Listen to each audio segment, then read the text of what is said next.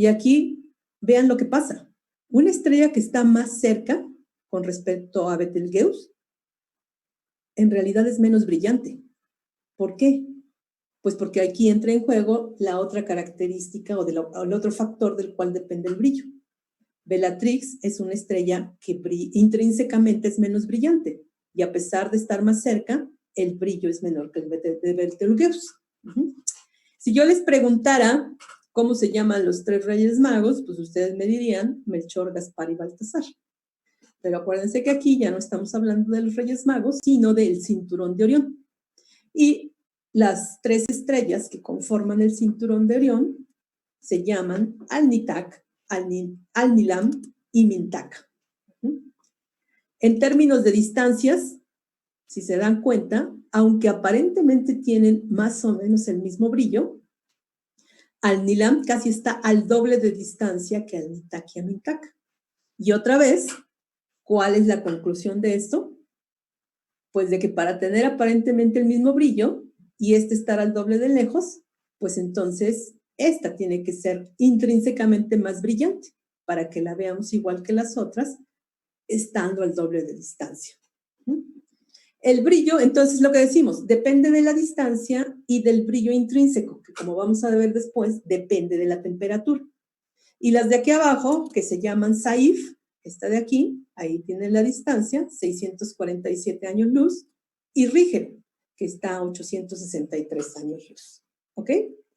Entonces, el asunto es que nuestros ojos no tienen capacidad de medir la distancia. Estos datos que les acabo de dar aquí es porque los astrónomos ya los pudieron determinar con otro tipo de mediciones, particularmente analizando o midiendo la luz que llega de las estrellas.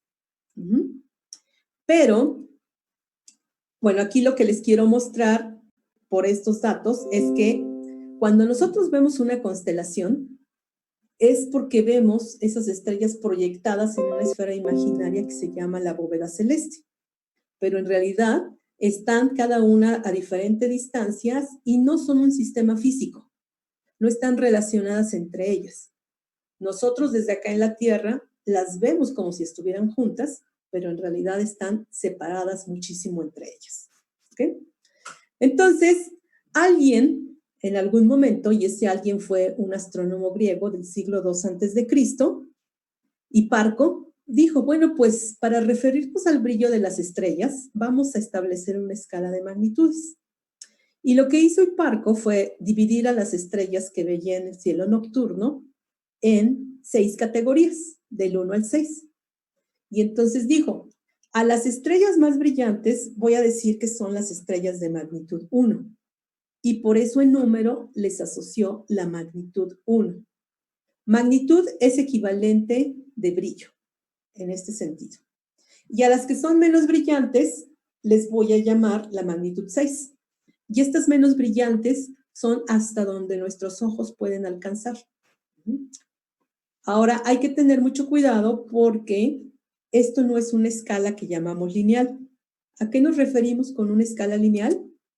A que si una estrella tiene magnitud 2, no es el doble de brillo, la mitad de brillo que la magnitud 1. Aquí es muy importante que no se confundan.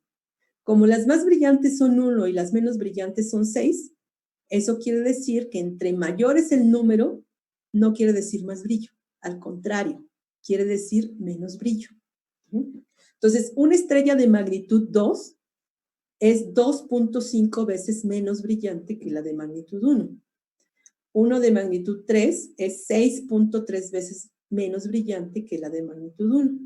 Y aquí en esta tabla pueden ir viendo cómo cambia la proporción de brillos. Esto es lo que llamamos una escala logarítmica, efectivamente. Tiene que ver con potencias o con exponentes. Entonces, hay que tener mucho cuidado con esto. Pero bueno, eso a nosotros no nos importa mucho. Lo que hace un astrónomo aficionado a la hora de ver las estrellas y tratar de asignar una magnitud, en realidad no es que tenga su escala logarítmica por ahí puesta. Más bien lo hacemos a partir de la experiencia y del conocimiento que vamos obteniendo. Entonces, ¿qué es lo que sucede? que Hiparco estableció esta escala de magnitudes entre el 1 y el 6, pero resulta que las de magnitud 1, que incluyó Hiparco, no son las estrellas más brillantes que se pueden ver en el cielo. Por ejemplo, Antares es una estrella de magnitud 1, pero resulta que Vega, que es otra estrella, es más brillante que Antares. Entonces, le corresponde una magnitud con un número menor que el 1. ¿Y eso, pues, cuál sería? Una magnitud 0. Y Sirio, que todavía es más brillante que Vega, pues entonces, números menores que 0, vamos a necesitar números negativos. Venus, que aunque no es una estrella, le podemos asociar una magnitud, y que es más brillante que Sirio, pues entonces le toca, cuando está en su máximo brillo, un número de menos 4.4. Y les digo, cualquier cuerpo que emita o refleje luz, le podemos asociar una magnitud. La luna, por supuesto, tiene un brillo al reflejar la luz del sol, y el brillo es tanto que en esta escala logarítmica le tocaría menos 12. Y el sol, que también le podemos asociar magnitud, tendría menos 26.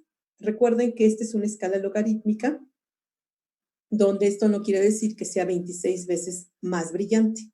Más bien tiene que ver con factores mucho más grandes. Y hacia el otro lado también, y aquí también es muy importante que se queden con este dato, porque esto es muy importante. ¿Cuál es el límite de magnitudes que puede ver nuestro ojo humano? Es 6. ¿Qué brillo tiene la estación espacial? Se los voy a comentar al final. Después, objetos menos brillantes que magnitud 6, ya los tenemos que ver con un instrumento óptico. Por ejemplo, unos binoculares nos permite ver hasta estrellas de magnitud 10. El telescopio que tenemos en la Ibero nos permite ver entre magnitud 15 y 16. Los telescopios que usan en los grandes observatorios alcanzan a ver hasta magnitud 27. Y, por ejemplo, el telescopio espacial Hubble alcanza hasta estrellas de magnitud 30. Y los nuevos telescopios más grandes que se pongan en el espacio, pues van a alcanzar a ver estrellas cada vez más tenues. Ahora, vamos a ver nuevamente nuestra región de Orión en términos de magnitudes. Por ejemplo, vimos que Sirio tiene magnitud menos 1.4. Es muy brillante. Entonces, algo con lo que ustedes pueden distinguir inmediatamente si podemos o no podemos ver, cualquier cosa que tenga brillo negativo, sin problema lo vamos a ver, incluso en ciudades con contaminación lumínica. Y ahora les voy a decir qué brillo tiene Saif, y aquí lo tenemos. Saif tiene una magnitud 2. Las magnitudes se aplican en cualquier longitud de onda. Aquí, estas magnitudes a las que nos estamos refiriendo, lo que uno toma en cuenta es toda la luz que nos llega. Pero si nosotros seleccionamos el tipo de luz, entonces podemos hablar de magnitudes asociadas a cierta región del espectro electromagnético. Por alguien preguntó algo ahí. Ahora, la pregunta sería, ¿qué magnitud tiene Betelgeuse? Que ya quedamos que esta estrella roja de aquí se llama Betelgeuse. No, el ojo humano, alguien pregunta si el ojo humano ve entre menos 6 y 6. Entonces, el ojo humano va a ver, lo más débil que puede ver es magnitud 6, pero lo más brillante que puede ver, pues para arriba no hay límite. O sea, porque si es brillante, fácilmente lo vas a ver. Ya si te daña o no tus ojos, ese es otro asunto. Entonces, obviamente no tenemos aquí el conocimiento o la medida, el instrumento para medir este brillo, pero ¿qué es lo que podemos decir? Que Betelgeuse es menos brillante que Sirio y por tanto el número de su magnitud tendría que ser un número más grande. Pero, por otra parte, es más brillante que Saif. Entonces, el número de la magnitud tendría que ser más pequeño. Entonces, en realidad es lo que hacemos los astrónomos cuando vemos el cielo. Me refiero no a estudios científicos, sino como aficionados. Cuando vemos el cielo y queremos estimar una magnitud, usamos de referencia otras estrellas que sí conozcamos su magnitud. Y entonces hacemos una interpolación. ¿Interpolación qué quiere decir? Pues tiene que estar entre esto y entonces más o menos, ¿qué magnitud debería tener? Aquí les voy a dar el dato, por ejemplo, de Betelgeuse, que tiene magnitud 0.45. Si nos fuéramos a Bellatrix, ¿qué pasa? Pues otra vez diríamos, pues es menos brillante que Betelgeuse y más brillante que Saiph. Entonces tiene que ser un número entre 2 y 0.45. ¿Y eso cuánto sería más o menos? 1.6. Entonces, por supuesto, a la primera vez que ustedes quieran hacer este ejercicio, pues les va a fallar mucho, pero con la experiencia se pueden volver unos expertos, así ya ni siquiera tener que comparar con otras estrellas, sino directamente decir, pues ese brillo es más o menos como de magnitud tal. Las estrellas del cinturón de Orión, que dijimos hace rato que aparentemente tienen la misma magnitud, bueno, pues nuestros ojos a veces nos engañan o no tienen tanta precisión y resulta que las magnitudes pues son similares, pero tienen ahí sus diferencias. Sobre todo Alnitak y Alnilam son muy parecidas, pero Mintaka es un poquito más débil. Y finalmente esta de acá, que se llama Rigel, es magnitud 0.15. Entonces, ustedes por ahí pues pueden empezar, digo, no importa que tengan 2 o 3 estrellas en su cielo nocturno o que tengan 1000, este ejercicio de poder estimar la magnitud de las estrellas lo pueden ir haciendo. Y al final les voy a decir dónde pueden verificar sus resultados, ¿ok? Y así como aquí hemos estado usando de referencia la constelación de Orión, pues podemos usar cualquier otra constelación. Recuerden que una constelación es un grupo de estrellas que aparentemente tienen una forma en el cielo.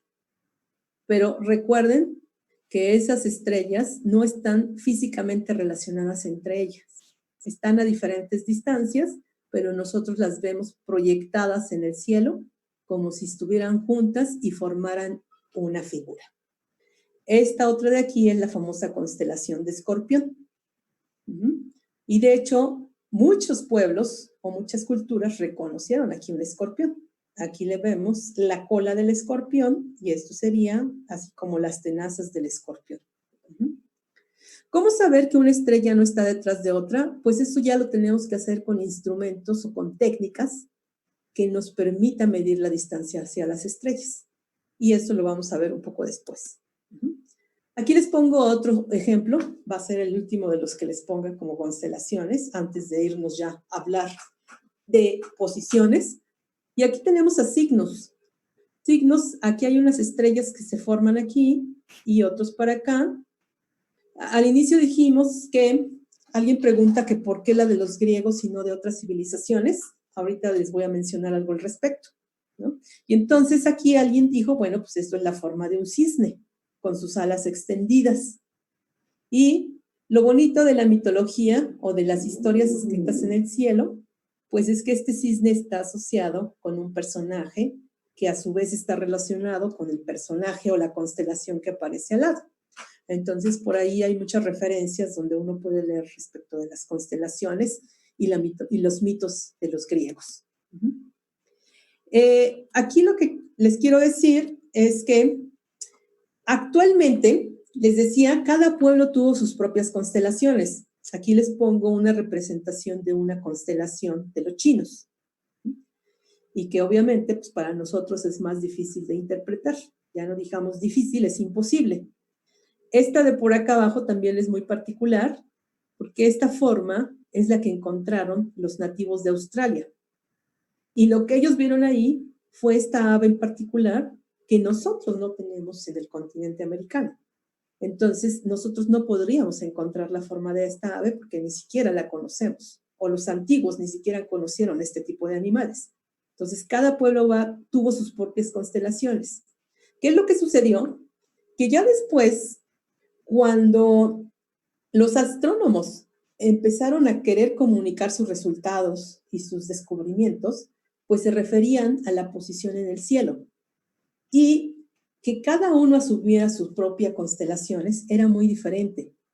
Entonces, por conveniencia, se adoptó lo que sería un sistema internacional de constelaciones, por llamarlo de alguna manera.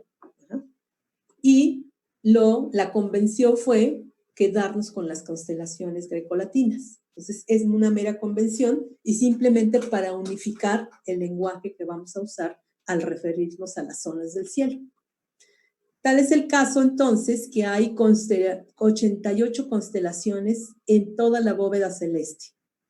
Los que vivimos en el hemisferio norte, arriba del Ecuador, no podemos ver las 88 constelaciones. Estamos limitados por nuestro sitio de observación. Análogamente, los que viven en el hemisferio sur no ven las 88 constelaciones. Los privilegiados son los que viven en las zonas del Ecuador, porque desde el Ecuador sí se pueden ver las 88 constelaciones. Algunas muy abajo en el horizonte, pero si tienen un horizonte despejado, pueden ver las 88 constelaciones. Uno de pronto podría preguntarse, en nuestra región del cielo conocida, ¿y esta estrella de aquí a qué constelación pertenece? ¿A la que está acá o a la que está acá?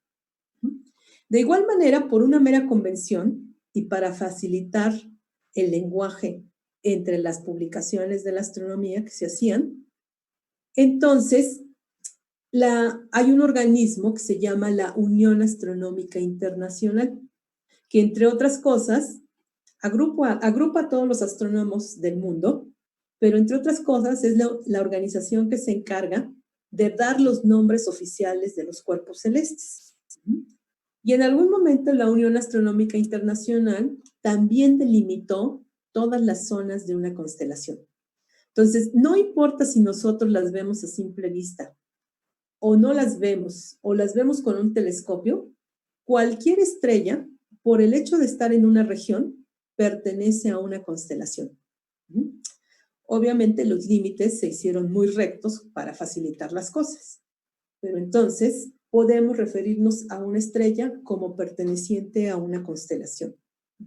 Algo que se acostumbra también para llamar a las estrellas es una designación que la usó un astrónomo llamado Bayer hace un par de siglos. Entonces, él lo que dijo es, bueno, sí, algunas estrellas tienen nombre propio, como las que nosotros hemos visto por aquí, pero por ejemplo, esta estrella de aquí, pues no tiene nombre. Entonces, podemos referirnos a las estrellas a partir del brillo que ocupan en la constelación. Entonces, la estrella más brillante de la constelación le llamamos alfa de la constelación. Por ejemplo, si aquí es la constelación de Orión, Alfa Orionis. Esta estrella de acá que dijimos que se llama Sirio es la más brillante de su constelación. Su constelación es la del Can Mayor. Entonces Sirio es alfa del Can Mayor. Y así nos vamos con secuencia en brillo y con las letras del alfabeto griego. La que le sigue en brillo va a ser Beta Orionis, la que sigue Gamma Orionis y así sucesivamente. Obviamente esto nos funciona para las estrellas que vemos a simple vista. Ya después, como aquí hay cientos o miles de estrellas que no vemos, pero que pertenecen a la constelación de Orión, esas sí ya no tienen nombre con letra griega. Los catálogos astronómicos que usan los astrónomos profesionales, pues usualmente el nombre de la estrella tiene un número que pertenece a un catálogo. Pero ahorita como a nosotros lo que nos interesa es lo que podemos ver a simple vista, pues muchas de esas estrellas tienen nombre propio y la mayoría también de esas estrellas las podemos referir con el alfabeto griego y su constelación. Ahorita les voy a decir qué constelaciones podemos ver dependiendo de dónde estamos. Entonces ya quedamos que cada constelación tiene su zona territorial. Ahora sí, vámonos hacia las coordenadas. Las coordenadas en el cielo es algo muy importante porque cuando nos queremos referir a un cuerpo celeste, además del brillo, pues lo primero que tenemos que decir es en qué posición del cielo está. Y aquí lo que les quiero mostrar es un video, espero que se pueda ver, que nos ilustra cómo se mueven las estrellas en el cielo a lo largo de la noche. Ustedes ven por ahí los puntitos luminosos, creo que no está, ahí está, ¿no? Estos puntitos son estrellas. Y si se dan cuenta, estas estrellas están subiendo. Pero por otra parte, estas estrellas de acá están bajando. Esto es lo que ahora los fotógrafos llaman un time-lapse, y que lo que hacen es tomar muchísimas fotografías y después ponerlas como si fuera un video. ¿Por qué no tomar un video directamente?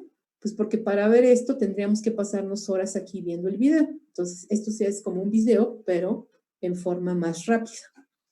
Entonces, si nosotros, en lugar de hacer el video con esas imágenes, pusiéramos todas las fotografías juntas, sobrepuestas, ahorita les voy a mostrar cómo se vería.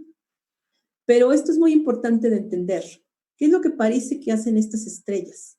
Más que hacer movimientos rectos, lo que hacen es círculos, movimientos circulares en torno de un punto fijo. ¿Cuál es ese punto fijo? Pues es la proyección del eje de rotación de la Tierra. O sea, este movimiento que nosotros estamos viendo ahorita en las estrellas es consecuencia no de que las estrellas se estén moviendo propiamente, sino de que la Tierra está rotando respecto de su eje. Les decía que si pusiéramos, en lugar de un video, pusiéramos todas las imágenes ahí superpuestas, lo que veríamos es algo así. Entonces, efectivamente, la trayectoria que siguen las estrellas en la noche son trayectorias circulares. Hay algunas que se mueven más porque están más lejos del eje de rotación y las que están más cerca apenas si se mueven en cierto tiempo. Ese eje respecto del cual se mueven las estrellas es lo que llamamos el polo norte celeste. Y en el caso de los que estamos acá en el hemisferio norte, tenemos la ventaja de que hay una estrella que está muy, muy cerca de ese punto del eje de rotación y que ya todos sabrán cuál es esa estrella, que ha sido muy, muy importante para los navegantes a lo largo de toda la historia. Efectivamente, la estrella polar o Polaris. Ahora, si se dan cuenta, no está exactamente aquí en el centro, está muy cerca del centro, pero nos sirve mucho para encontrar hacia dónde está el polo norte y respecto de ese punto se mueve todo el resto de las estrellas. Les decía, esto es mera consecuencia del movimiento de rotación de la Tierra sobre su propio eje. Para nosotros, la consecuencia más obvia, ¿cuál es? Pues que tenemos el día y la noche. En el día tenemos al Sol y en la noche tenemos a las estrellas. ¿Ok? Entonces, ¿a qué le llamamos la bóveda celeste? Que es a donde nosotros vamos a indicar la posición de un astro. Pues a esa esfera imaginaria que tenemos alrededor de nosotros. Es imaginaria porque en realidad no tiene un tamaño y no hay nada fijo ahí sólido que esté marcando como si fuera un cascarón de vidrio. Le decimos que es imaginario porque como nuestros ojos no tienen esta capacidad de distinguir las distancias, para nosotros todas las estrellas estarían proyectadas aquí en la bóveda. Y esa era la concepción que se tenían siglos atrás, que la estructura del universo y de nuestro sistema solar era como si fueran esferas. Entonces, nosotros ya sabemos que las estrellas están a diferentes distancias, pero desde nuestra perspectiva de observador es como si estuvieran aquí puestas en una esfera imaginaria. La bóveda celeste es todo esto. La mitad de la bóveda celeste es lo que queda por arriba de nuestro horizonte y es lo que podemos ver. Y la parte de abajo de la bóveda celeste queda por debajo del horizonte y no lo podemos ver. Por ejemplo, ¿qué pasa con el Sol? El Sol hace una trayectoria a lo largo del día, a lo largo de la bóveda celeste, pero en algún momento se oculta en el horizonte y no es que deje de existir. Lo que pasa es que lleva un movimiento que ya no vemos en esta parte que nos queda por debajo del horizonte. ¿Ok? Por cierto, a este punto que queda exactamente arriba de nuestra cabeza, se le llama el cenit. Y al punto que queda debajo de nuestros pies y que no vemos, se le llama el nadir. ¿Ok? Bueno, para entonces entender cómo nos referimos a la posición de una estrella en la bóveda celeste, vamos a recordar algo que nosotros conocemos y que además va a ser importante para entender qué estrellas podemos ver o no podemos ver o cómo las vamos a ver desde nuestro punto de observación. Y estos son las coordenadas terrestres. ¿Se acuerdan? Todo el mundo ha tenido por ahí un globo terráqueo y ha dicho, yo vivo aquí.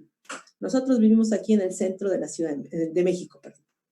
Entonces, recuerden que las coordenadas terrestres, hay una que se llama la latitud, y eso nos mide a qué ángulo, porque las coordenadas las medimos en ángulo, estamos respecto del ecuador.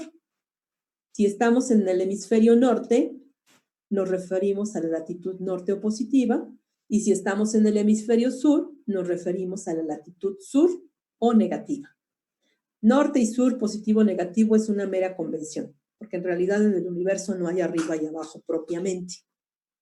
Entonces, esa es una coordenada, pero por ejemplo, todos los puntos que estén aquí estarían en la misma latitud. ¿Cómo hago para distinguirlos? Pues necesito otra coordenada.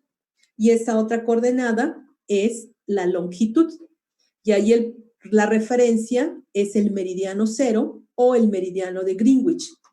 Y esa referencia, ¿por qué fue esa? Pues son cuestiones históricas y políticas, como siempre, ¿no?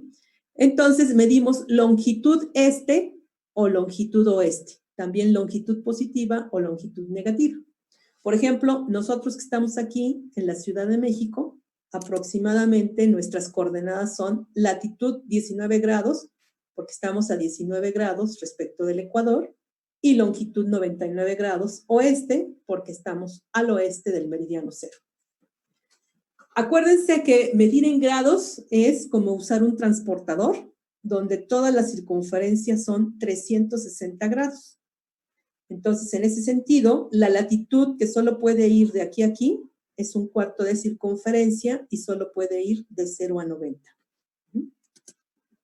Entonces, con esta idea de las coordenadas terrestres, podríamos hacer algo análogo, pero en lugar de poner puntos sobre la Tierra o el globo terráqueo, piensen en que estaríamos poniendo puntos sobre la bóveda celeste. Entonces, si tomamos como referencia, por ejemplo, nuestro horizonte, pues nos podemos dar cuenta que hay astros, estrellas o cuerpos que unos están más arriba del horizonte. Y por otra parte, si tomáramos como referencia, por ejemplo, el árbol, hay puntos que están más a la derecha del árbol o puntos brillantes en el cielo o estrellas que están a la izquierda. Entonces, el sistema de coordenadas, que es más fácil de usar y es el que vamos a estar trabajando ahorita, son los que usan como referencia el horizonte y el punto cardinal norte. Con eso vamos a construir lo que se llaman las coordenadas horizontales o azimutales. Entonces, ¿cómo le vamos a hacer? Nosotros estamos parados en donde sea y a partir de ahí tenemos definido nuestro horizonte. Y tenemos los puntos cardinales, el norte, el sur, el este y el oeste. Si ahorita ustedes hacia donde están viendo la computadora, la tablet, el teléfono, lo que sea, supongan que frente a ustedes está el norte, pues atrás a su espalda les quedaría el sur, a su derecha el este y a su izquierda el oeste. Y entonces para esta persona que está aquí, más o menos a su espalda, por acá, está esta estrella. Y entonces lo que queremos es determinar las coordenadas de esta estrella. ¿Cómo le vamos a hacer? Bueno, la primera coordenada es lo que se llama el azimut. ¿Cómo medimos el azimut? Pues suponiendo que estamos mirando hacia el norte de frente, vamos a girar un ángulo necesario en dirección hacia el este hasta toparnos de frente con la estrella. Entonces, esta persona que estaba aquí tuvo que girar más allá del este y poco antes de llegar al sur para toparse de frente con esta estrella. ¿Qué ángulo sería eso más o menos? Pues acuérdense que de norte a este, por ser un cuarto de circunferencia, son 90 grados. Y entonces tendríamos que seguir de 90 grados y por aquí, más o menos a lo mejor como 120 grados, 130 grados, nos toparíamos de frente con la estrella. Eso es lo que llamamos el azimut. El azimut puede ir desde 0 hasta 360 grados. Y la convención es que siempre lo medimos a partir del norte. Una vez que determinamos el azimut y nos pusimos de frente a la estrella, pues la otra coordenada es simplemente medir el ángulo a partir del horizonte. En el horizonte tendríamos altura 0, en el cenit tendríamos altura de 90 grados, y aquí en un punto intermedio, por ejemplo, podrían ser 40 grados.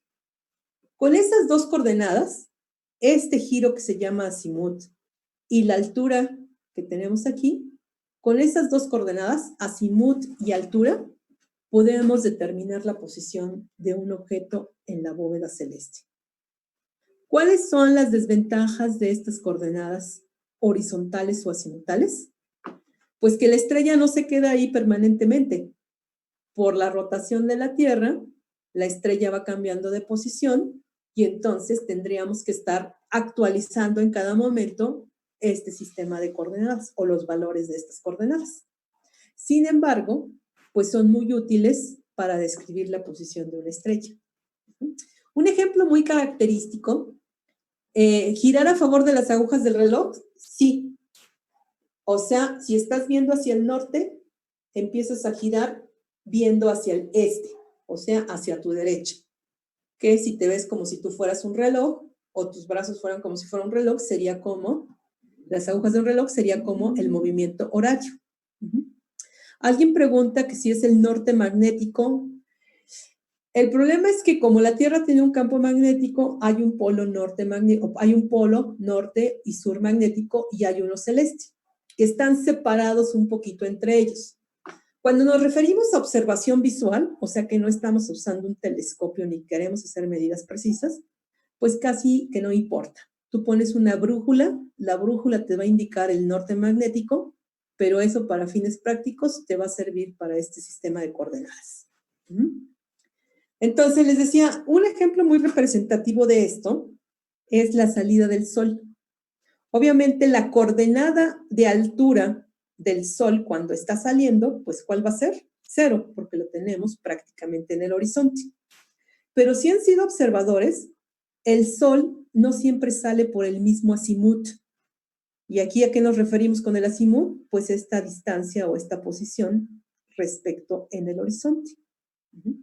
¿Por qué? Ahorita lo vamos a explicar por qué, pero en esta fotografía o este registro que hizo el fotógrafo, en marzo el sol salía por aquí, en abril salía, bueno, más bien esto sería el atardecer, en realidad.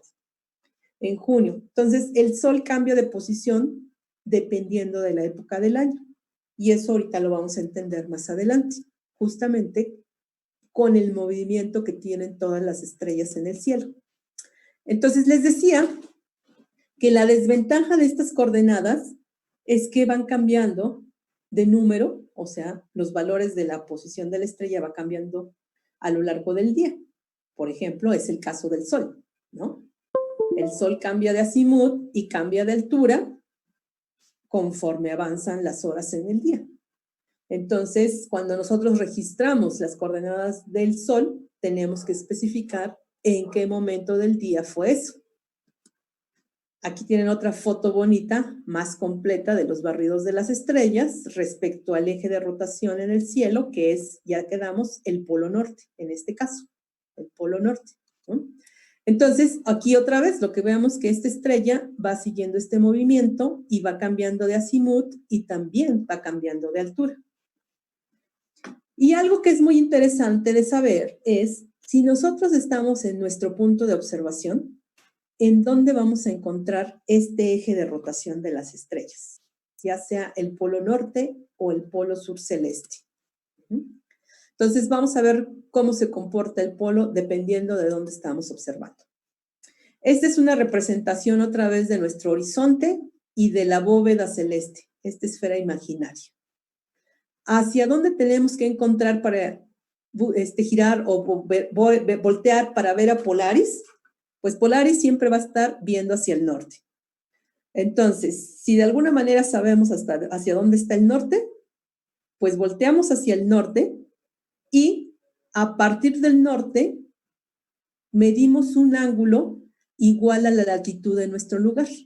Por eso es muy importante conocer las coordenadas terrestres desde donde estamos como observador. Particularmente nosotros aquí en la Ciudad de México estamos a una latitud de casi 20 grados. Entonces Polaris va a estar a una latitud de 20 grados respecto del horizonte y siempre viendo hacia el norte. Y acuérdense que esta es la proyección del eje de rotación de la Tierra. Entonces, todas las estrellas a lo largo del día y de la noche, ¿qué es lo que van a hacer? Pues movimientos circulares respecto de polares. Aquí lo interesante, como esta estrella de aquí, es que, si se dan cuenta, nunca se va a meter por el horizonte.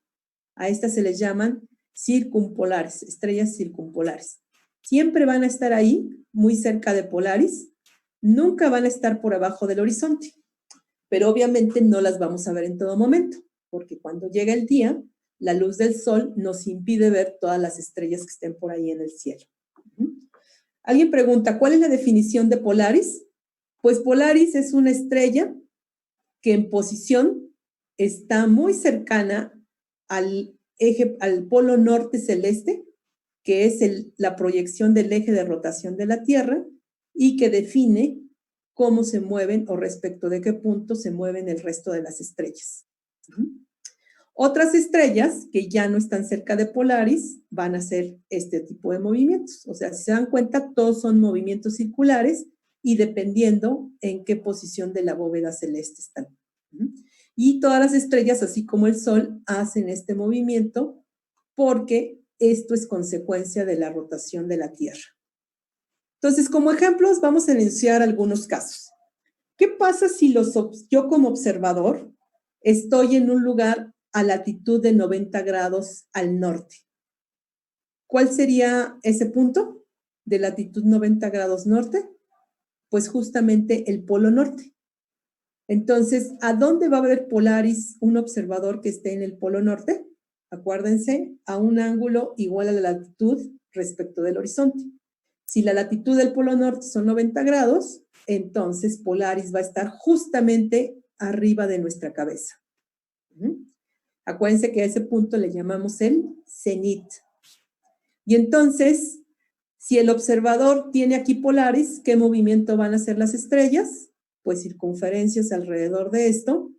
Y si tiene su cámara fotográfica y la deja ahí con el obturador abierto para poder ver el trazo o el movimiento de esas estrellas, pues vamos a ver una fotografía como esta. Acuérdense, este trazo brillante que está muy cerca del eje de rotación es justamente la estrella Polaris.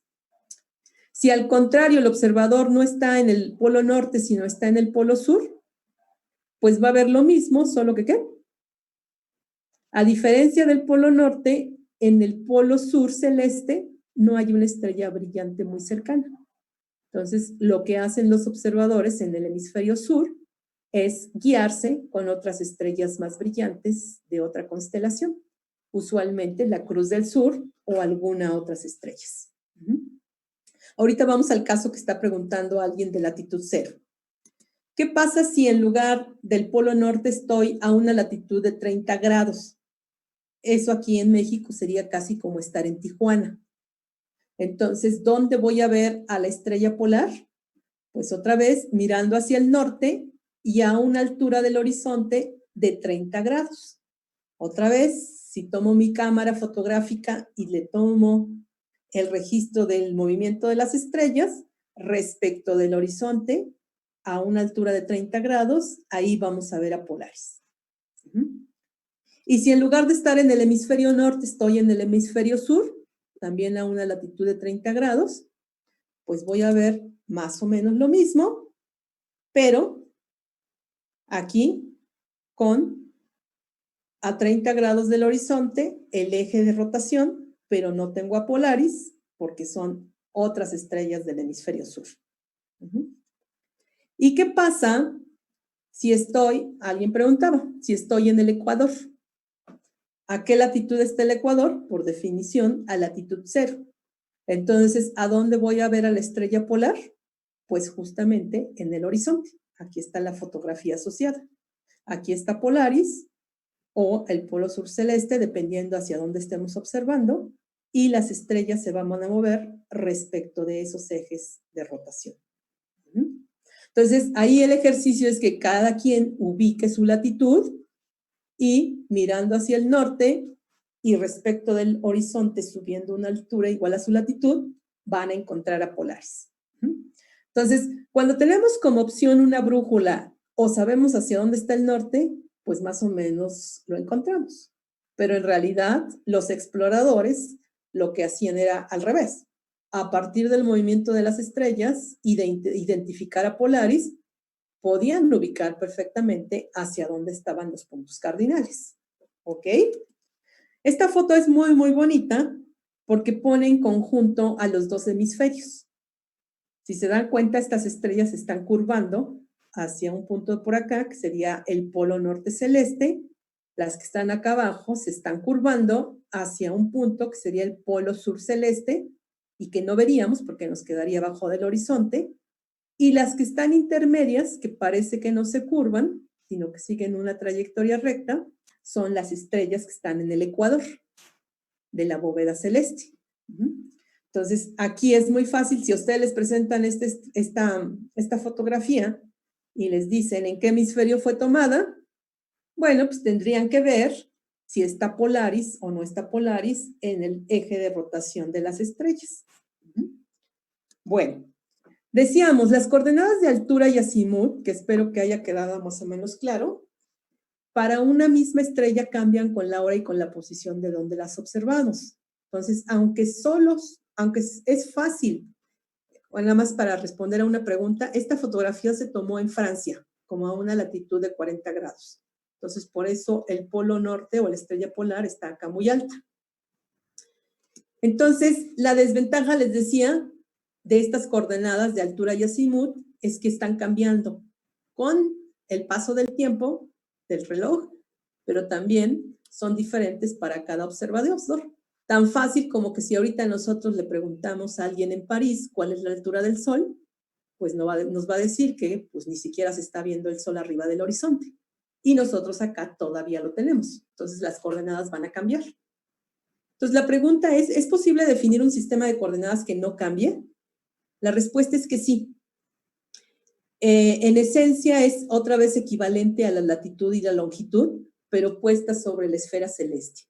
No nos vamos a meter en detalle con esas coordenadas, porque en realidad esas ya son más de uso astronómico, ya cuando los astrónomos con toda precisión quieren referirse a la posición de un objeto en el cielo y que además se registran en catálogos para que independientemente del observador, pues todos se refieran a las mismas coordenadas de un objeto. Pero les digo, la idea es que nosotros estamos aquí en la Tierra, donde definimos las coordenadas de latitud y longitud, y en esta esfera imaginaria que es la bóveda celeste, podríamos hacer lo mismo.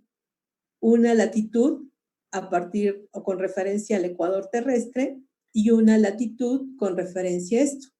Entonces, esas coordenadas se llaman ascensión recta y declinación, pero ahorita no nos vamos a meter con ellas. Ya en un curso de uso de telescopio, entonces sí sería muy, muy importante tener o entender cómo trabajan esas coordenadas. Pero ahorita para fines de observacionales y de referencia de dónde están las estrellas, con la altura y el azimut es más que suficiente. Ahora, seguramente ustedes que son muy observadores han notado que no siempre vemos las mismas estrellas, a pesar de vivir siempre en la misma ciudad. Orión, por ejemplo, lo vemos en el invierno, pero en el verano ya no está Orión en el cielo, hay otras constelaciones. Entonces, ¿qué es lo que está pasando? Que la Tierra, a pesar de girar sobre su propio eje, sabemos que también gira alrededor del Sol. Entonces, en esta esfera imaginaria, y acuérdense, es imaginaria, eso no quiere decir que sea esta esfera chiquita. El nombre del sistema es ascensión recta y declinación. La ascensión recta se refiere al equivalente de la latitud, perdón, de la longitud, y la declinación es equivalente a la latitud. Entonces, piensen en las estrellas que nosotros vemos proyectadas en la bóveda celeste cuando la Tierra está en esta posición con respecto al Sol. ¿Qué es lo que pasa cuando estamos aquí? Pues vemos hacia el Sol y por tanto esta parte de la bóveda celeste es lo que es el día.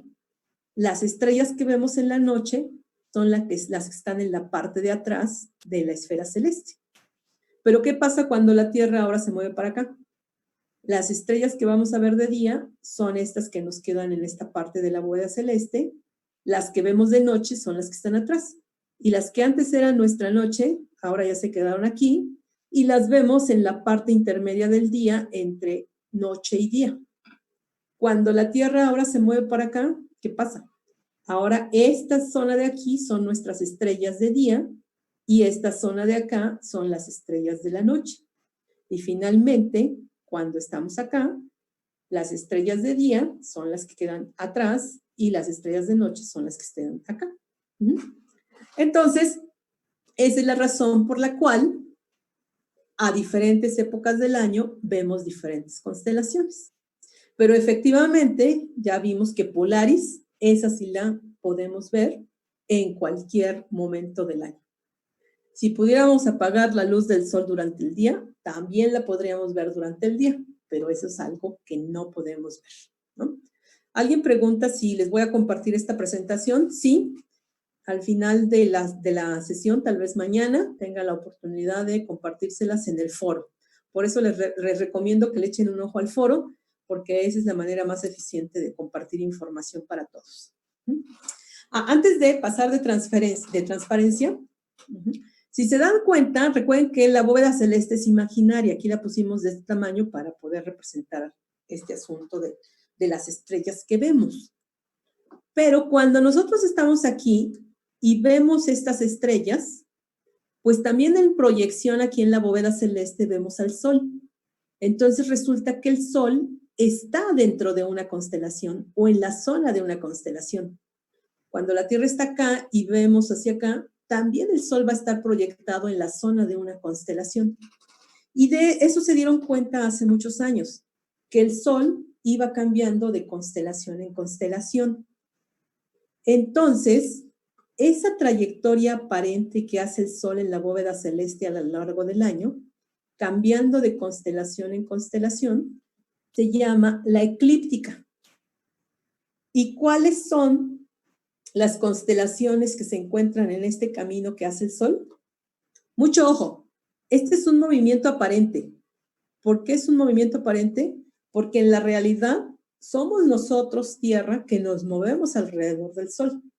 Pero desde nuestra perspectiva de la Tierra, como sistema fijo, nosotros vemos que el Sol se mueve en la bóveda celeste, ¿no? Es lo que llamamos un movimiento relativo, ¿ok?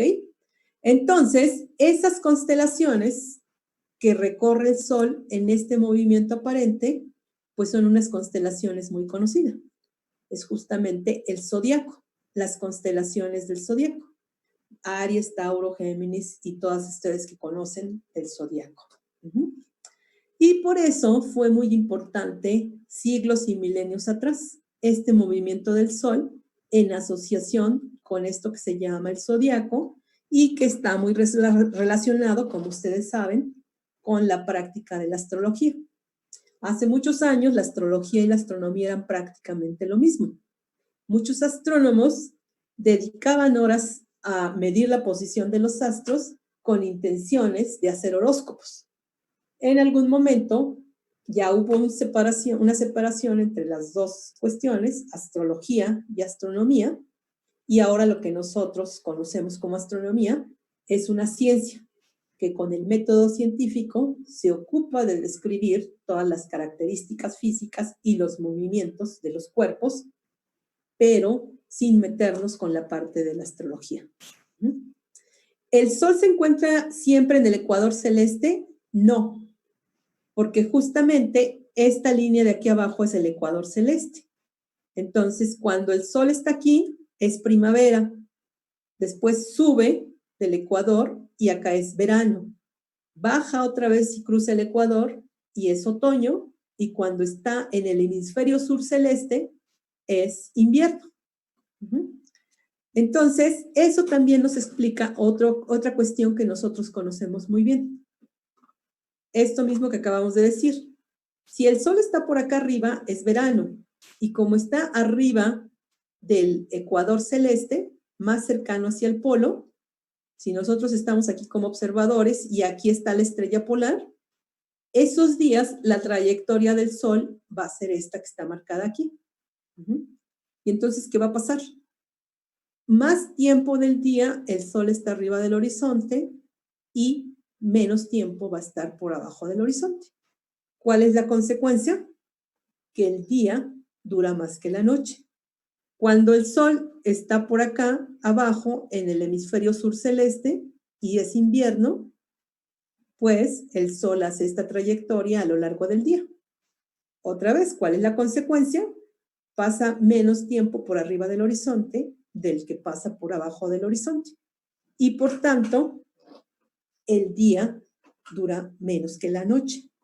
Y estos puntos de cruce con el ecuador celeste, ¿cuáles son? Pues primavera, los equinoccios de primavera y otoño. ¿Por qué se le llama otoño? Perdón, equinoccio. Pues porque justamente el día dura lo mismo que la noche. Pasa igual tiempo por arriba del horizonte que por abajo del horizonte. Ahora, ¿esto con qué tiene que ver? Pues justamente con que el eje de rotación de la Tierra está inclinado con respecto a la órbita que sigue alrededor del Sol. Y algo que también puede, por cierto, acuérdense que este esquema pues está puesto para nosotros que vivimos en el hemisferio norte. A los que viven en el hemisferio sur, pues prácticamente es lo mismo, pero en lugar de ver hacia el norte, tienen que ver hacia el sur y a una altura igual a la latitud, pues van a encontrar el polo sur celeste. Y también esa es la causa por la cual las estaciones no son las mismas en el norte y en el sur. Porque dependiendo en qué hemisferio estamos. Ok, algo que también podemos notar aquí es que a lo largo del día el Sol no siempre pasa por arriba de nuestra cabeza. De pronto estamos acostumbrados a decir que a mediodía el Sol es lo más fuerte y está arriba de nuestra cabeza. Y en realidad no, va a depender de la época del año. Si se dan cuenta, en el solsticio de invierno, el Sol, lo más que llega en altura es aquí y por supuesto que no toca el cenit. Cuando el Sol está justo arriba de nuestra cabeza, se le llama el paso cenital del Sol. Y eso solo sucede 2 veces al año. Va a depender de la latitud del lugar. Para los que vivimos en la Ciudad de México, cuando el Sol está justo arriba de nuestra cabeza, es alrededor de las fechas de mayo 17 y julio 26. Después de eso, pues el Sol a mediodía pasa por ya sea más abajo de este lado o más abajo de este lado, ¿no?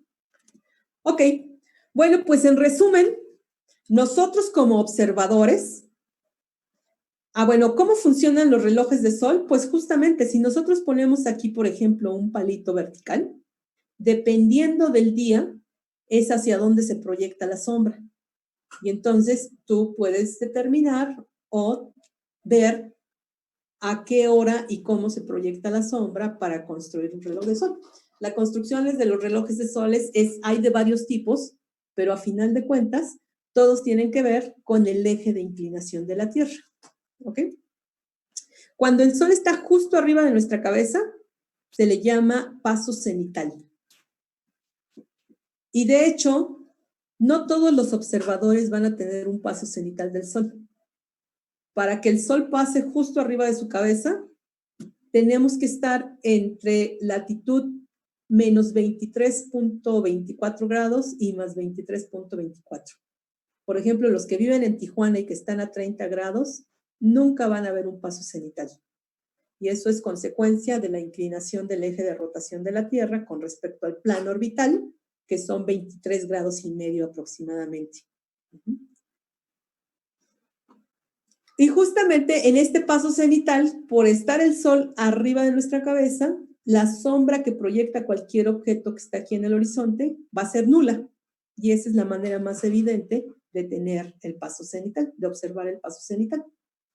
Fuera de esos días del paso cenital, siempre vamos a ver una sombra proyectada de los objetos. Entonces, les decía, con esto terminamos el resumen de lo que quería platicarles. Ahorita les voy a hacer una par de recomendaciones, les voy a poner unos ejemplos. Pero a final de cuentas, nosotros como observadores tenemos esta esfera imaginaria, que es la bóveda celeste.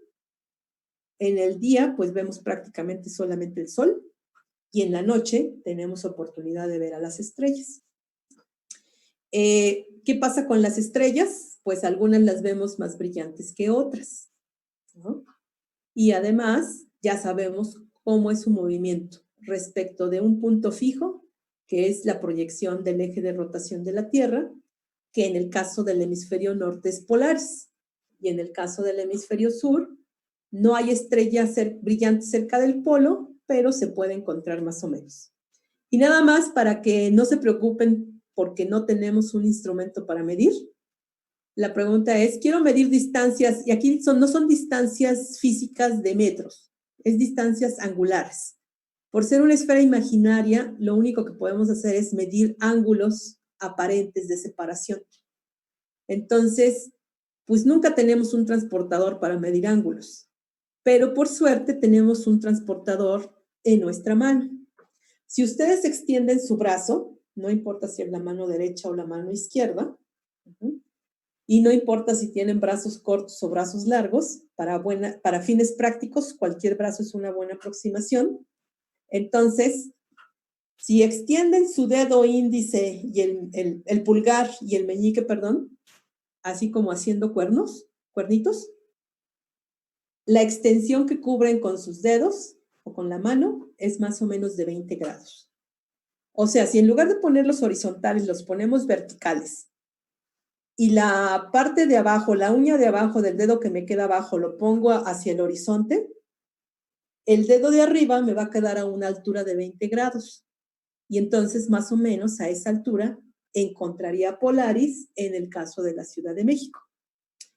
Si alguien vive a 10 grados de latitud, pues haríamos lo mismo, pero en lugar de hacer cuernitos, cerramos el puño. Y lo que subtiende o lo que abarca nuestro puño cerrado es más o menos como 10 grados. Que quieren una escala más fina para medir cuál es la distancia angular entre dos estrellas que están relativamente cercanas, pues pongan 3 dedos juntos, siempre con la mano extendida, y eso es abarcar como 5 grados. Y ya la escala más fina, pongan solo un dedo, y eso es como 1 grado. Entonces, ¿qué es lo que pasa? Y esto les sirve para cualquier latitud, ¿no? Esta escala de transportador les sirve para cualquier latitud. Perú, pues dependiendo de qué ciudad de Perú estás, ¿no? Por ejemplo, si estás en Lima y me voy a inventar la latitud, no sé a qué latitud está Lima, pero suponiendo que está a 15 grados, pues entonces tendrías que decir, bueno, voy a poner mis cuernos, pero como son 20, pues es un poco menos de 20. O pongo mi puño y para 15 necesito un puño más 3 dedos y así más o menos. Entonces, por eso les digo, de tarea tienen que investigar. Lo primero que tienen que hacer es investigar cuál es la latitud de su punto de observación. Y a partir de eso, pues entonces pueden determinar dónde está la estrella polar. ¿Ok? Por ejemplo, el caso de la Luna. La Luna tiene un tamaño físico de miles de kilómetros, pero por la distancia a la que está, tiene un tamaño angular en el cielo. Y ese tamaño angular, que lo podemos medir en grados, es de medio grado, o sea, 30 minutos. ¿Qué quiere decir? Que si yo extiendo mi dedo, como habíamos dicho acá, que esto es 1 grado, la Luna tendría el tamaño más o menos de medio dedo. O dicho de otro modo, podría poner 2 lunas juntas y con eso podría cubrir el espacio de mi dedo.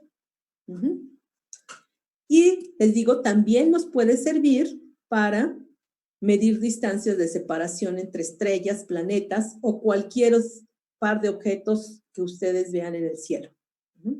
Alguien por ahí dice que tiene una latitud de menos 3.7 grados.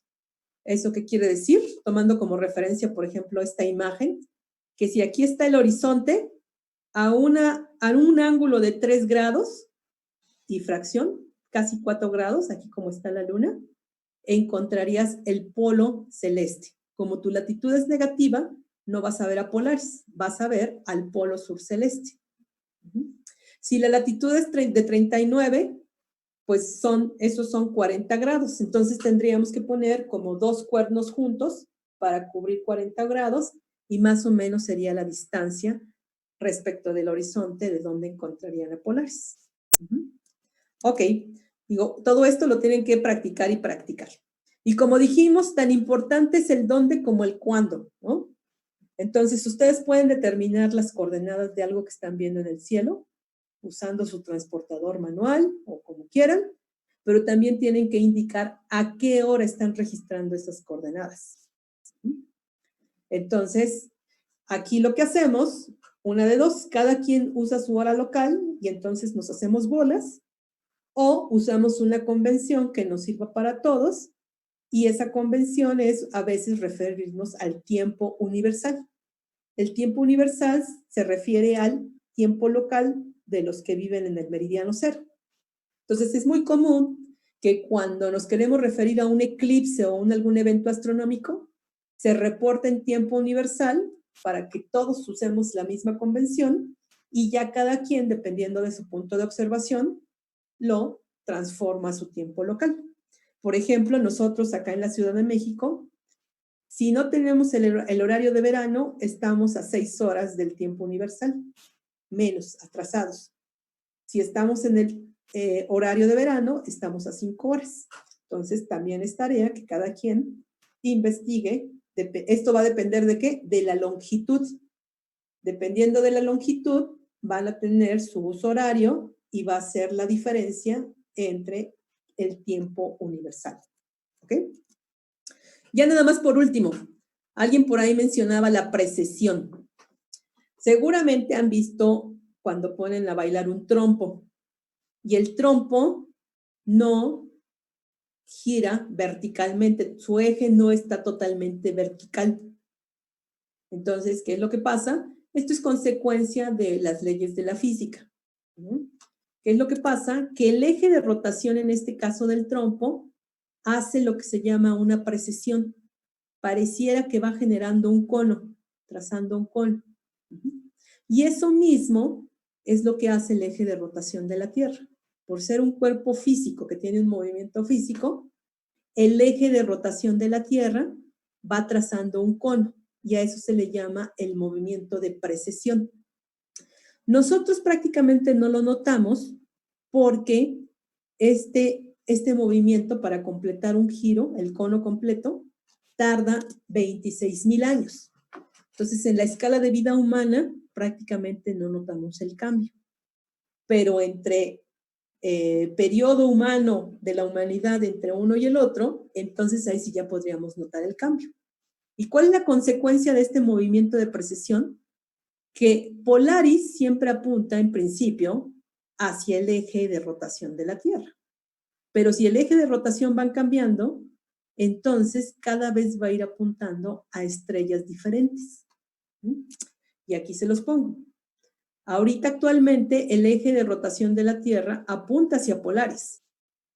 Pero, por ejemplo, dentro de 12,000 años, el polo norte celeste va a estar más cerca de la estrella Vega que actualmente, ¿no? Y hace 4 o 5,000 años, pues estaba en otra estrella y así va a ir cambiando. Esto no tiene que ver con la inversión de los campos magnéticos, es otro tipo de movimiento. De hecho, en la Tierra no queda claro cada cuándo se invierte la polaridad de los campos magnéticos. Eso tiene que ver con la evolución como sistema físico local de la Tierra, que tiene su propio campo magnético. Entonces, este es un movimiento que hay que tener muy en cuenta, porque también causa cambios en las coordenadas, esas que les mencionaba, que en principio son universales, pero dependiendo de la precisión también hay que actualizarlas. Y bueno, entonces la recomendación que les quiero hacer para que pongan en práctica todo esto que acabamos de mencionar, la primera es una página que se llama Heavens Above, o en español podríamos decir Los cielos de arriba, ¿no? Ahorita les voy a compartir el link para que lo puedan accesar directamente. Dejen nada más poner que se los mande a todos, porque si no, ahí está. Entonces ya les mandé el link de esta página. Entonces ahora la voy a compartir con ustedes. Aquí están. Ok. Entonces, si quieren, la pueden ir cargando y si no, después lo hacen con calma. Acuérdense que es súper, súper, súper importante. Siempre acuérdense de eso. Es importantísimo el dónde y a qué hora. Entonces, esta ventanita que tienen aquí arriba en la página justamente es nuestras coordenadas de observación. De hecho, ustedes se pueden registrar y tener un usuario y un password para que cada que entren a la página ya por default les marque estas coordenadas. ¿Ok? Entonces, lo primero que tienen que hacer siempre en cualquiera de estas aplicaciones es determinar sus coordenadas. Hay algunos sistemas que ya con el GPS automáticamente lo hacen y no se tienen que preocupar. Entonces, nada más echen un vistazo que ya están en sus coordenadas adecuadas. ¿Qué información tiene esta página? Pues un montón, que les va a ser muy útil. Para entrar aquí, tenemos un mapa de por dónde va pasando la Estación Espacial Internacional. La Estación Espacial es nuestro laboratorio espacial, digo nuestro como humanidad, aunque por supuesto está construido y mantenido por otros países, nosotros no participamos en ello, pero por ser un satélite que está orbitando la Tierra, pues en cualquier momento del día está pasando por arriba de alguna zona de nuestro país, de nuestro planeta. Y en algunos casos pasa por arriba de nuestra ciudad. Como tiene estos paneles solares, entonces refleja la luz del sol y podemos verla brillar, como si fuera una estrella muy brillante, pero moviéndose muy rápido en el cielo. Y va a ser muy diferente del movimiento que tiene un avión. Lo van a notar si alguna vez tienen la curiosidad de buscar a la estación espacial. Entonces, por ejemplo, vamos a tratar de encontrar o de buscar cuándo pasa la estación espacial por nuestra ciudad. Hay una infinidad de aplicaciones que les da este tipo de cuestiones. Lo que me gusta de esta página es que reúne lo que hacen diferentes aplicaciones, ¿no? Entonces, ustedes tienen aquí una lista de satélites y aquí pueden buscar la Estación Espacial Internacional. Y entonces le dan el clic y les va a decir cuándo son los próximos tránsitos. Le llamamos tránsito a cuando pasa por nuestra ciudad. Y entonces lo que primero que vemos es una serie de datos y fechas. Entonces, el 11 de junio, que es justamente hoy, hay un tránsito de la estación espacial. Entonces, la primera pregunta es, ¿la podemos ver, sí o no? ¿De qué va a depender? Del brillo. Como se sabe exactamente qué posición tiene y qué inclinación tiene, se puede calcular cuál va a ser el brillo.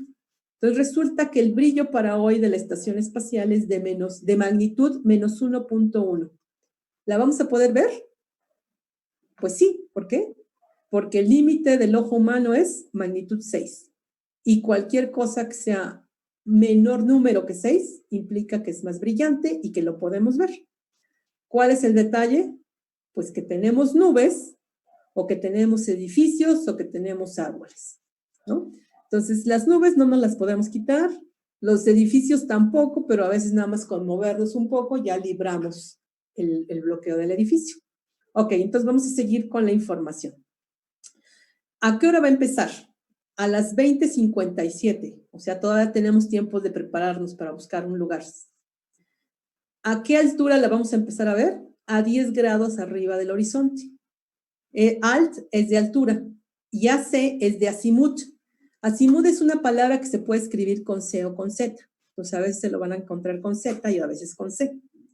Y aquí todavía más fácil, en lugar de ponerles un ángulo, les ponen con referencia a los puntos cardinales. El O quiere decir que hay que ver hacia el oeste. Ahora, la desventaja del paso de hoy es que el punto más alto es a una altura de 15 grados.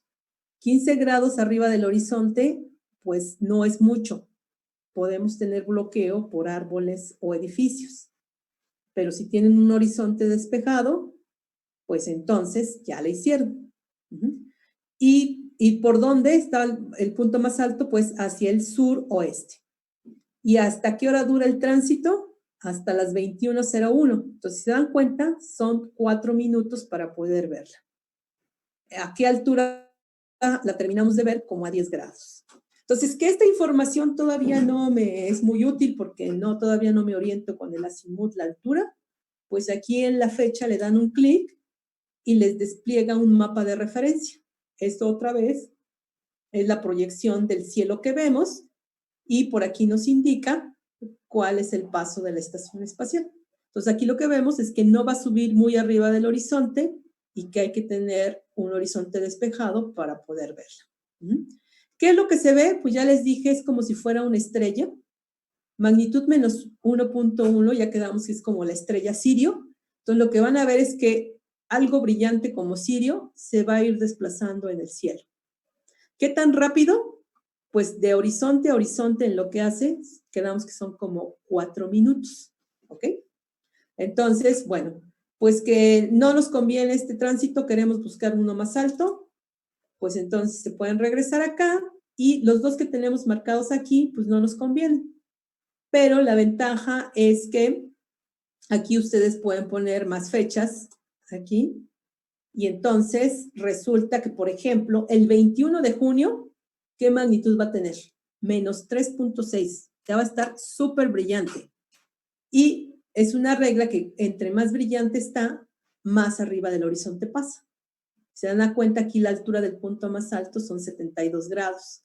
Entonces, cuando abren el mapa, pues ahora sí, ningún edificio, ningún árbol nos va a obstruir la vista. Lo único que tenemos que esperar es que ese día no haya nubes. Ahora, también a veces el inconveniente es que si se fijan en la hora, son las 6:19 de la mañana. Entonces, hay que levantarse temprano para poder verlo. No hay modo de que esto se confunda con un cometa, porque les digo, es un punto, es algo puntual, muy brillante, que se mueve en el cielo. ¿Ok? Y si no quieren estar a cada rato consultando esta página, por suerte, Heavens Above tiene una aplicación móvil, así como pueden encontrar muchas otras que hacen esto mismo. Pero yo uso muchísimo esta y se las recomiendo. La desventaja, y no es comercial, es que no está para todos los sistemas operativos, solamente está para uno de ellos. Entonces, si usan ese, pues ya la van a tener, y si no, van a tener que buscar otra. ¿Qué otras cosas podemos tener también, por ejemplo? Aquí como referencia, el telescopio espacial Hubble también lo pueden ver. O sea, si ustedes creen que está muy, muy lejos, pues también lo pueden ver, ¿no? Por ejemplo, el telescopio espacial, el próximo paso por la Ciudad de México es el 17 de junio. Magnitud 2.2, también lo podemos ver a simple vista, ¿no? Entonces, échenle un ojo aquí a todo esto. Y aquí hay toda una serie de satélites. Por supuesto, por aquí andan los Starlink, aquí están. Los Starlink también los pueden ver, entonces búscanle. Paso de todos los objetos del Starlink, cosas así. Lo pueden ver. Dentro de la parte de astronomía, pues van a tener objetos del sistema solar. Por ejemplo, cometas. Quiero ver cometas. Para ver cómo se ve un cometa. Pues sí, hay muchos cometas que actualmente están ahí en el cielo, pero vean la magnitud. Desde 6.4 hasta magnitud 16. ¿Y ya? ¿Los vamos a ver? Pues a simple vista no, porque acuérdense que entre mayor sea el número, más débil son los objetos, y mayor que 6, nuestro ojo simplemente no lo puede ver. Entonces, para ver los cometas que actualmente andan ahí en la bóveda celeste, pues tendríamos que usar o binoculares entre 6 y 10, o un telescopio más arriba de 10.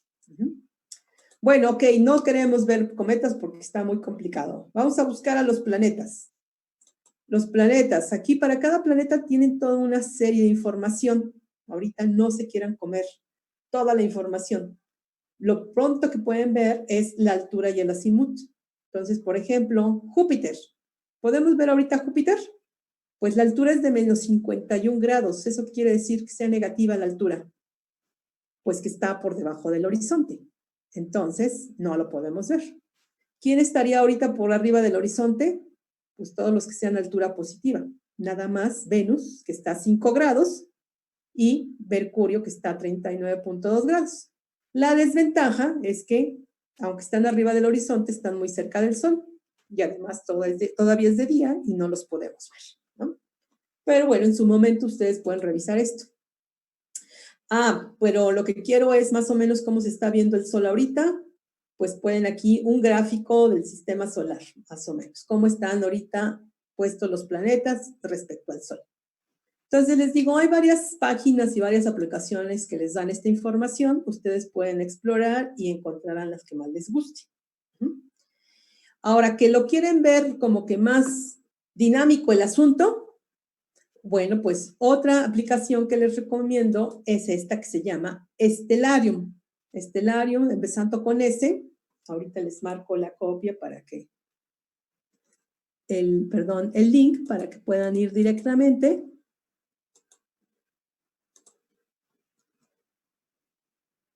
Ahí está. Ahí está, ¿no? Entonces, Stellarium tiene la ventaja que para función de escritorio, no de aplicación, es gratuito y además lo pueden encontrar para cualquier sistema operativo. También lo pueden descargar para su celular o la tablet, pero ahí ya les va a cobrar. Entonces, pues, pero de todas maneras, no es caro y además es recomendable. Es muy, muy, muy útil. Entonces, lo pueden bajar y ahorita a lo que voy a ir es a compartirles la pantalla. Bueno, antes de esto, déjenme nada más compartirles de regreso la presentación, porque por ahí tenía... bueno, esta fotografía que está aquí es justamente el trazo de la estación espacial. O sea, igual que como las fotografías que hemos visto y las estrellas hacen círculos, el obturador de la cámara se dejó abierto y entonces por aquí pasó la estación espacial. Entonces, esto les da una idea de qué tan brillante es la estación espacial a veces. Aquí ya no es tan evidente porque es una región más grande del cielo, pero aquí está la constelación de Orión. Aquí están los 3 Reyes Magos, aquí está la espada de Orión, aquí está Betelgeuse, acá está Rigel. Alguien preguntaba hace rato por las Pléyades. Hace rato no veíamos a las Pléyades porque las Pléyades están hasta acá. Y entonces aquí está el paso de la estación espacial. Creo que tenía otra. Les digo, son como 4 o 5 minutos. Si dejan más tiempo el obturador de la cámara, pues entonces aquí ven todo el trazo de la estación espacial. Y de hecho aquí ya se ve cómo las estrellas también empezaron a hacer su trazo porque son varios minutos. Entonces, esa es una idea de cómo se ve la estación espacial. Bueno, ahora lo que quiero compartirles es la pantalla, otra vez, el escritorio, perdón, para esto, para mostrarles algunas, solo algunas de las funcionalidades de Stellarium. Entonces, aquí voy a abrir Stellarium. Entonces, una vez que descargan el programa, acuérdense que lo principal es ubicar nuestra zona de observación, nuestro punto de observación y el a qué hora estamos observando. El a qué hora es más fácil porque directamente toma el reloj de la computadora y ya lo hace. Cuando lo instalan en una aplicación móvil, toma el GPS y también ya automáticamente les dice desde dónde están observando. Y si no, entonces lo primero que hay que hacer, aquí hay una ventanita a la izquierda de funciones de control. Entonces, aquí hay una ventana de ubicación y lo primero que tienen que hacer es en dónde estamos observando, ya sea por una lista de ciudades, ya sea por coordenadas o ya sea por GPS. Y ya que estamos seguros de que estamos en la Ciudad de México, por ejemplo, aquí, ¿qué es lo que hace Stellarium? Pues nos hace una simulación de la bóveda celeste. Entonces, muy probablemente han usado estas aplicaciones que ustedes ponen su teléfono en dirección hacia donde están observando y les dicen la región del cielo que están observando. Y les mandé el link del programa y de ahí lo pueden descargar. Entonces, aquí este es el cielo que yo tendría ahorita allá afuera si no estuviera nublado. Por supuesto, aquí está el sol, casi a punto de ocultarse. Por ahí algunos de ustedes han escrito haciendo recomendaciones de otras aplicaciones. Recuerden que ahorita solamente yo los estoy leyendo, los demás no pueden leer. Entonces, lo que les recomiendo es que vayan al foro y abran un tema donde nos hagan sus recomendaciones para que todos lo puedan leer. Insisto, todo lo que ustedes escriban no lo van a leer los demás. Entonces, si quieren que los demás escuchen su recomendación o la puedan leer, hay que usar el canal adecuado. Ok, entonces, ¿cuál es la ventaja de Stellarium sobre las aplicaciones típicas móviles? Y sobre todo cuando lo usamos en PC de escritorio o en laptop, que tiene más funciones. Pues que no nos limitamos nada más a lo que estamos viendo ahorita. De entrada, aquí está la ventana de día, fecha y hora. Y yo, sin ningún problema, puedo avanzar el reloj. Y entonces puedo ver las estrellas que estaríamos viendo en la noche. O inclusive me puedo ir años atrás y puedo ver cómo era el cielo en esta fecha, pero hace varios años. Ahora, por ejemplo, aquí está Júpiter. Le doy un clic a Júpiter, por aquí, y puedo hacer un zoom. Digo, esto en el celular también lo podemos hacer, pero les digo, insisto, en una PC o escritorio o una laptop van a vivir todavía una mejor experiencia de estas cuestiones de Stellarium, ¿no?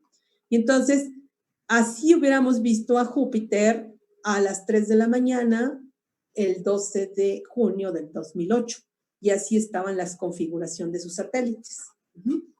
Ahora, bueno, ahorita lo que me interesa más bien, me voy a regresar a la época del día. Bueno, vamos a regresarnos a donde sea. Ahí. Entonces, así está el cielo. Bueno, ese no es ahorita, pero supongan que ahí tienen el cielo. Que lo que quiero ahorita es empezar a familiarizarme con cuáles son las constelaciones que veo y cómo se llaman los nombres de las estrellas y qué magnitudes tienen, porque voy a empezar a hacer mis estimaciones de magnitudes y quiero ver si estoy bien o qué tanto me falló. Pues ustedes le dan un clic a cualquier estrella que ven aquí y les va a dar aquí toda una información. La estrella se llama Deneb, es de la constelación del Cisne, tiene una magnitud de 1.25 y toda una serie de información que poco a poco van a ir entendiendo. Pero particularmente aquí tienen el azimut y la altura. Entonces, otra cosa con la que pueden practicar, además de la magnitud, es, pues yo tengo ahí una estrella, voy a tratar de estimar sus coordenadas de azimut y altura, hago una estimación y puedo ir a Stellarium y verificarlo, y más o menos para ver qué tal estoy aprendiendo. Que quiero ir con el asunto de las constelaciones. Pues entonces voy a otra, híjole, aquí me está fallando el Stellarium, pero, a ver, déjenme ver, aquí está. Acá abajo no me está saliendo ahorita, pero hay otro menú con funciones. Y aquí, por supuesto, todo buen programa tiene una ventana de ayuda. Entonces, aquí también les dice qué tantas cosas pueden hacer con el teclado o con el ratón o como sea, ¿no? Entonces, aquí en particular, yo lo que hice fue poner una C y eso me trazó la línea de las constelaciones, ¿ok? Y otra cosa que puedo hacer es poner el nombre de las constelaciones. Yo, como siempre, uso, déjenme encontrar aquí en donde estamos. Para que nos dé, aquí está C, las líneas de las constelaciones. Y los nombres de las constelaciones, a ver si lo encontramos, porque no está aquí. Etiquetas de constelación con V. Entonces me da los nombres de las constelaciones. Y entonces ustedes ahí, pasito a pasito, van a ir encontrando la ubicación y las referencias de las constelaciones, qué constelaciones pueden ver desde dónde están, cuáles no pueden ver. Aquí yo estoy haciendo un zoom para centrarme en la constelación del Cisne, ¿no? Y dije, bueno, pues sí, pero pues no le encuentro muy bien por qué a eso le llaman la constelación del Cisne. Y entonces por ahí hay una función que ahorita vamos a encontrar que nos hace el dibujo de las constelaciones. Le doy R y me pone el dibujo de la constelación. Entonces eso nos va a ayudar a recordar más por qué la constelación se llama así, y si yo ya sé que es un cisne, voy a tratar de encontrarle la forma, ¿no? Entonces, este programa es maravilloso, les digo, y para escritorio o laptop, la ventaja es que es gratuito. Por supuesto, aquí vemos, si nosotros volteamos hacia el norte, aquí vemos a 20 grados a la Osa Menor, la constelación de la Osa Menor, y justamente aquí está Polaris. La estrella polar que tiene una magnitud de 1.95. Y de hecho, puedo trazar también los círculos que siguen las estrellas a lo largo de la noche. Por ejemplo, otra cosa que podemos hacer, que también es muy interesante, me voy a ir ahora al día. Y por supuesto, por ahí, en algún momento, está el Sol. Y si se dan cuenta, pues el Sol está en una constelación. Actualmente está en la constelación de Tauro. La aplicación se llama Stellarium, empezando con S y con doble L. Por ahí les mandé el link de dónde descargarla. O lo buscan en las tiendas de aplicaciones y la van a encontrar. Y si dicen, bueno, sí, yo lo que quiero es guiarme con estas constelaciones, no tanto porque las quiera ver, pero quiero saber cuáles son las constelaciones que se están viendo en el día. Por ahí también hay una función, ahorita le buscamos, donde podemos apagar la luz del sol, no porque quitemos el sol, sino porque de alguna manera estamos apagando la luz del sol. Y, a ver, espérenme, la ayuda, aquí está la ayuda. Déjenme ver si lo tengo aquí a la mano rápidamente, cómo quitar el sol. Con A de atmósfera, le damos y nos quita justamente la luz del sol. No, es que no tengo el menú abajo, ese es el problema. Por alguna cuestión de despliegue, no estoy pudiendo accesar al menú de abajo. Entonces, ahí tenemos la posición del sol, pero quitar la atmósfera, pues lo que quiere decir es que ya me deja ver las estrellas que hay durante el día. Y aquí tienen toda una serie de funciones que les recomiendo que las revisen. Por ejemplo, puedo quitar el suelo. No me acuerdo aquí con letras cómo se quita el suelo, pero también podemos quitar el suelo. Y al suelo con G. ¿Qué quiere decir quitar el suelo? Pues que este es mi horizonte. Aquí lo vemos curvo por la proyección, pero lo que quiere decir que hay más estrellas abajo que no puedo ver. Si yo le doy G, quito el suelo y veo las constelaciones que están incluso abajo, o que no puedo ver porque estoy en el hemisferio norte y no veo las del sur. Por ejemplo, si nos vamos hacia el sur, por acá en el sur vamos a tener, ya me perdí aquí ahorita, miren, aquí está Antares, es la constelación del Escorpión. Entonces, ustedes pueden dar un recorrido por todos lados. Perdón, ya son las 7. No tenemos, aquí vamos a dar por terminado. Échenle un ojo a todo esto.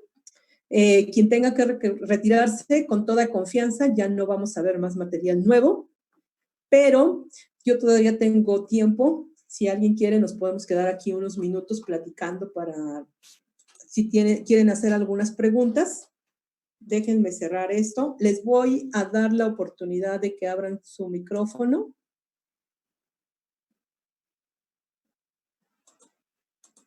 En este momento ustedes ya podrían abrir su micrófono. Nos podemos escuchar todos. Nada más hay que tratar de hacerlo un poco ordenados. Si alguien dijo que tenía una pregunta, pueden alzar la mano o algo que sea más eficiente para que no sea tan complicado.